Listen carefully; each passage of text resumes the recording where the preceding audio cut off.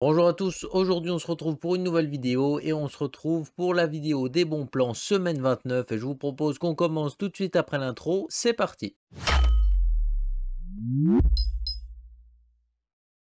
Comme je vous ai dit tout de suite avant l'intro, aujourd'hui on se retrouve pour les bons plans. Comme d'habitude, tous les liens des produits que je vous montre sont dans la description, donc vous avez juste à descendre en dessous. Ils sont triés par catégorie et par prix croissant au sein de leur catégorie. Tout ça pour vous simplifier un maximum la recherche dans la description. Et du coup voilà, ça va vous permettre de simplifier un petit peu tout ça. Je précise que tous les liens Amazon France uniquement sont affiliés, donc ils soutiennent la chaîne. À toi de voir si tu passes par là ou non. Je vous propose qu'on commence directement avec les kits évolution et là du coup cette semaine on en a un qui est particulièrement intéressant. Pour 350 € chez Top Achat, vous avez un kit évolution qui embarque un i5 10400F, donc pas de puce graphique ici, une Asus TUF B560 plus gaming Wi-Fi qui est une bonne carte mère. On va retrouver également un Purock 2, un Ventirad du coup de chez Be Quiet qui est plutôt intéressant et 16 Go de RAM de chez HyperX Fury, donc c'est pas les meilleurs RAM mais honnêtement ça passe plutôt pas trop mal. Donc ce petit kit il est environ 350 €, honnêtement c'est très rentable, hein, on va pas se mentir, puisque là vous avez une carte mère, un processeur très correct, un Ventirad et de la RAM pour un prix plutôt contenu.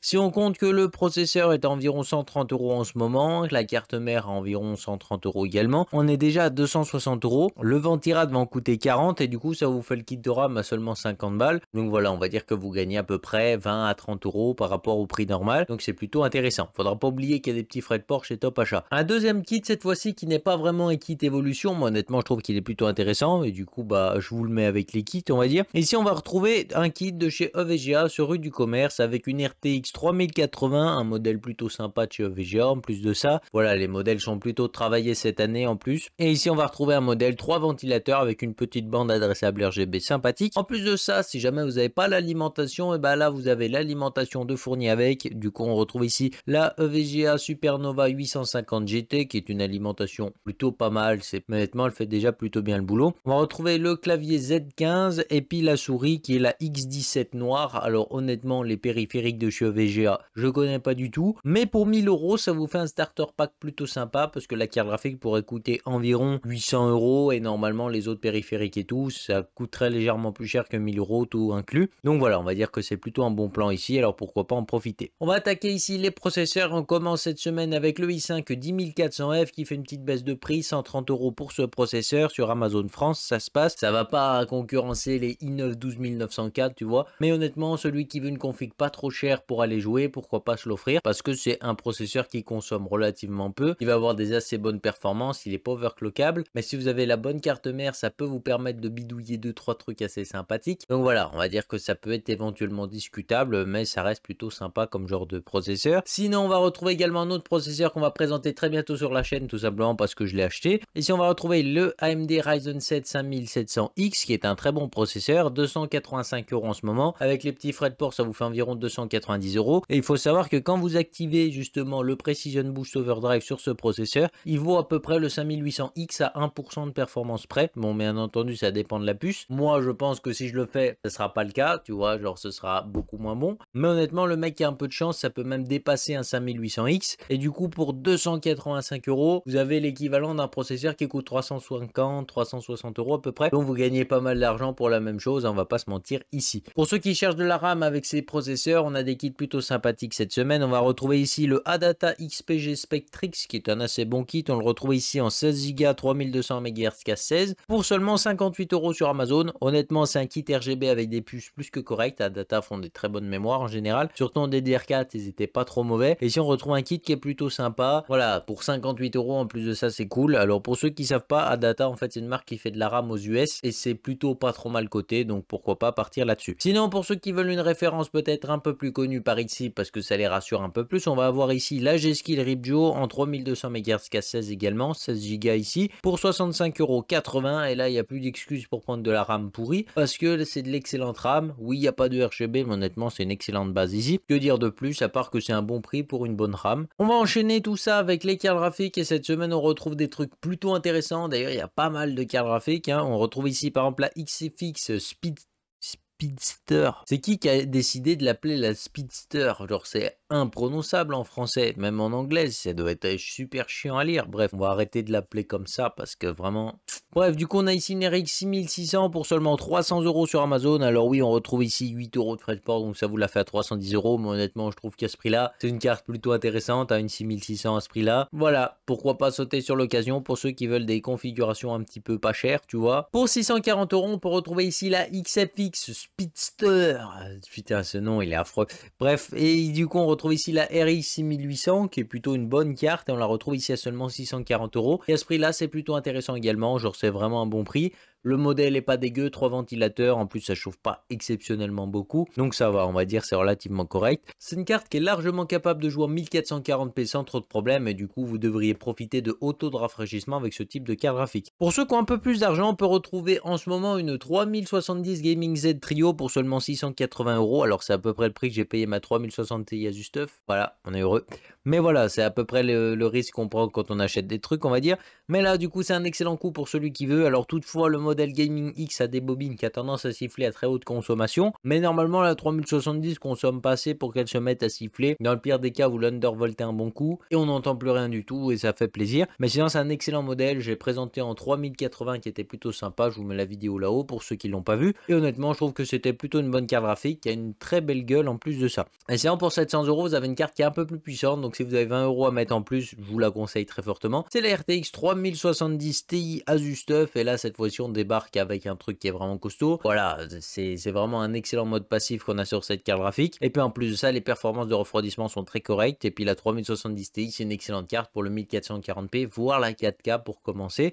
Enfin, pour commencer, même très bien commencer, on va pas se mentir. Maintenant, on va attaquer le stockage et cette semaine, 3 SSD plutôt sympa. Le premier, c'est pas la meilleure référence que vous pouvez trouver, mais celui qui veut du stockage pas cher en SSD, pourquoi pas. On est ici sur le Samsung 870 QVO, alors qui dit QVO dit QLC, donc de la mémoire qui est pas folle en durée de vie et pas folle en débit, mais 70 € le Tera, donc on va dire que ça peut être plutôt correct. Ça dépend ce que vous voulez faire avec. Si vous brassez énormément de données, c'est pas une très bonne option, mais par contre, pour ceux qui ont par exemple beaucoup de films, qui veulent juste mettre les films dessus et on touche plus, ce SSD aura une durée de vie très longue. Pour seulement 90 € cette semaine, du coup, vous retrouvez le Samsung 980, l'un des meilleurs SSD 3.0 que vous pouvez trouver. Son petit défaut, ça va être malheureusement sa durée de vie qui est un peu plus basse que la moyenne. Mais bon, avant d'arriver au bout d'un SSD de 1 Tera, je pense que vous pouvez écrire un petit moment. Et puis si jamais il y a le coup du siècle que j'ai acheté également, hein, je vais pas vous mentir, on va essayer pas mal de choses. Là, j'ai sauté sur l'occasion. On retrouve ici le Seagate Fire CUDA en version 530, 1 Tera. Tout ça pour seulement 120 € alors que d'habitude on est plus près des 200. C'est un excellent SSD 4.0 qui vous propose 7,3 Go en lecture et 7,3 Go par seconde en lecture. Bref, c'est un monstre comme vous l'aurez compris, mais on verra ça dans la vidéo parce que je ne l'ai pas encore essayé. Donc peut-être qu'entre temps il va y avoir des trucs qui vont changer, mais à ce prix là en tout cas vous pouvez y aller sans trop de problèmes. C'est vraiment un excellent coup et du coup n'hésitez pas à foncer. On va retrouver une alimentation qui est particulièrement intéressante cette semaine. C'est chez Amazon France que ça se passe également. On va retrouver ici la Corsair RM 750X, donc une excellente alimentation comme vous l'aurez compris, à seulement 85 €. Et ça c'est plutôt cool